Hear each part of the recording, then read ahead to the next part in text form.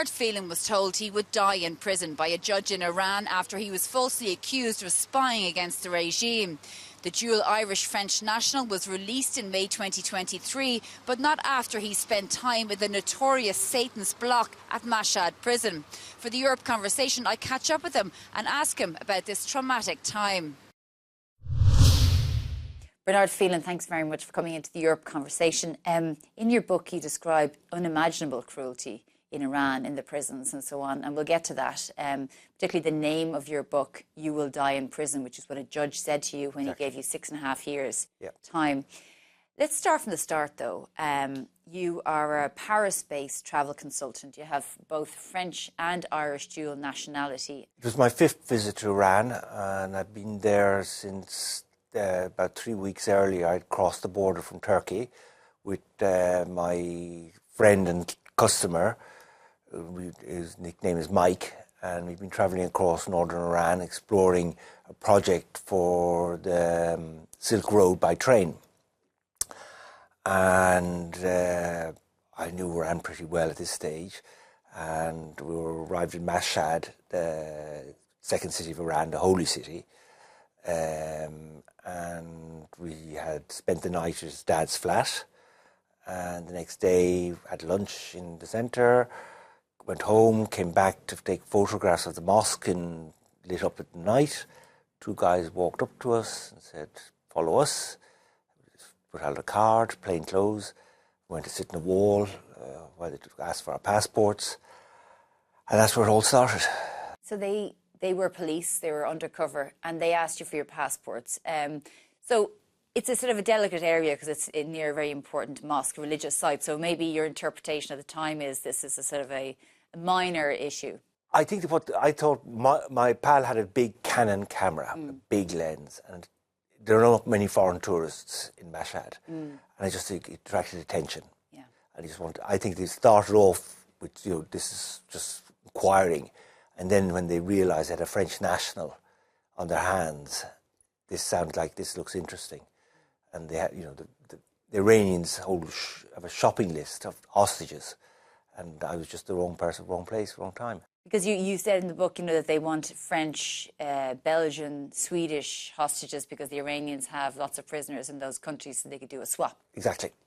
Let's just go back to even, that evening when they decided to say, we want to check a few things here. What was the process of then getting to a prison? When were we actually told you're in serious trouble here, we're going to accuse you of something, and then you ended up getting 6.5 years? Well, from the first time I was interrogation, we went to a prayer room near the mosque, and that went on for 2 or 3 hours of questioning. Why you were around? What did you see? Have you seen protests? Did you take part in protests, etc.? And then I was transferred to put in a car, blindfolded, handcuffs, and taken to an interrogation centre and put in the first cell. There was another guy in the cell, then taken out. I couldn't get to say hello to him. Taken to another cell where there were 2 guys, and I asked them why I was there, and they held up their fists. They were protesters. And then they were taken out, and that night, lying on the floor with a blanket, because there was no bed, I heard the door opening of another cell and somebody being beaten, and I knew I was in trouble. This is serious situation. And then I was taken to another interrogation centre. That's where the interrogation and my solitary confinement was, where every day I'd be taken out, blindfolded, handcuffed to a room to be interrogated by the Iranians.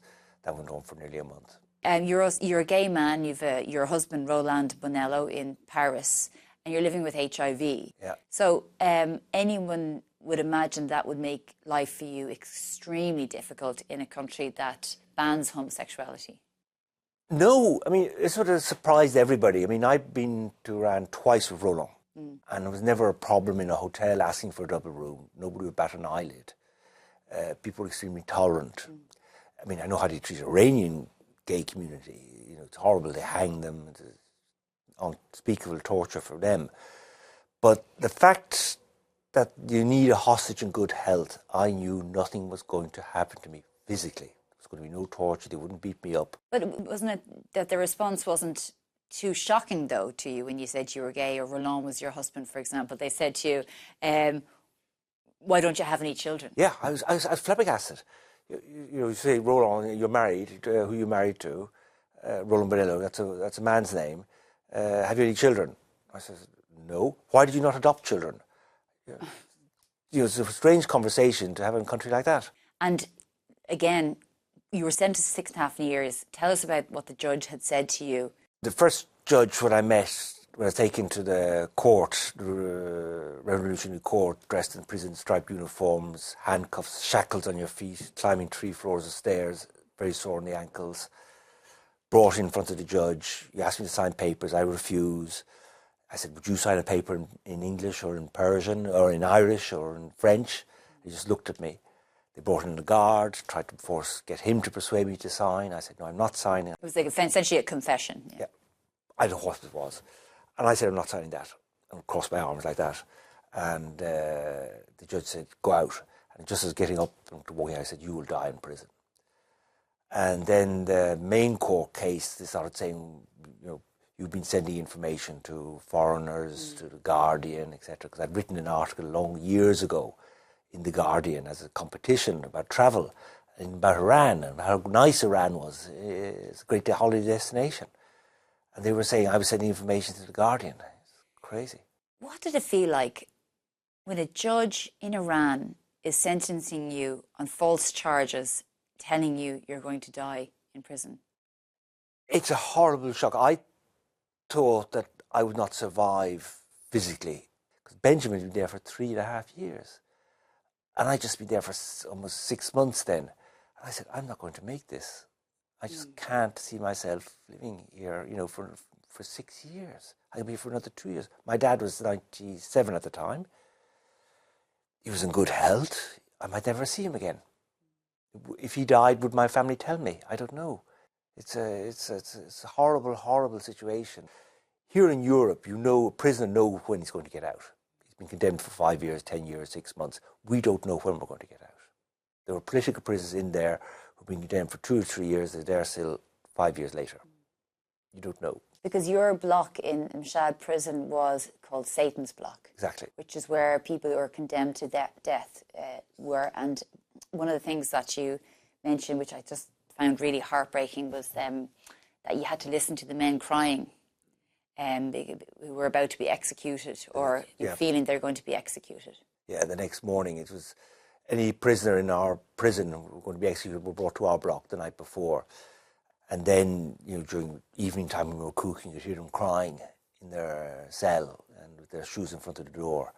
That was heartrending. Just the idea that you're beside somebody who's going to be hung the next day after prayers. It's really strange. I mean, they don't execute during Ramadan. So after Ramadan ended, there were just a continuous stream of men in that cell.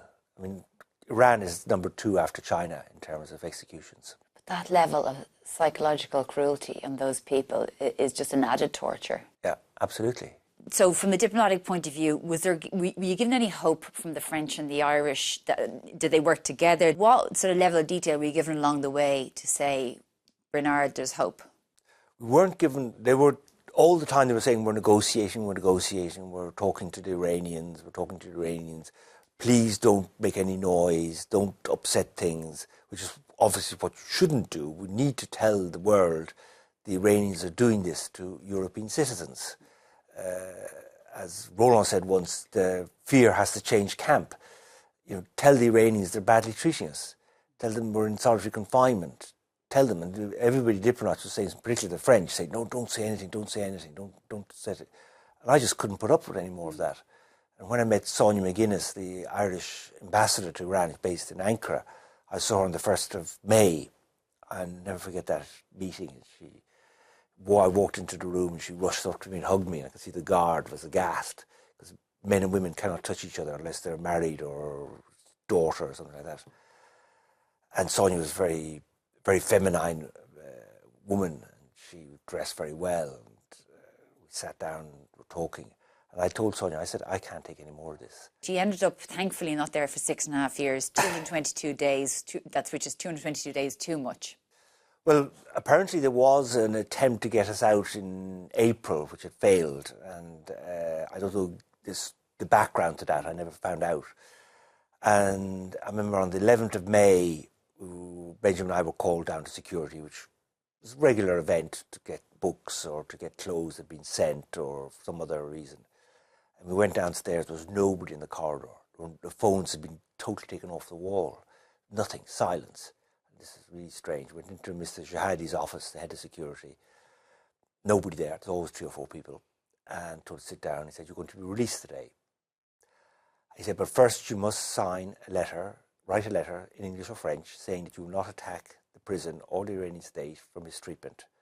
Without even talking to each other, we both said no simultaneously. He said, go back up to your cells. I went back up, but there was a strange atmosphere in the block. Something was going to happen that day. An hour later, the prison worker came back and said, take your stuff, you're going. Well, anyway, you're out now. You're released in May 2023, and thankfully you got to see your dad, who unfortunately passed at the end of October. Yep.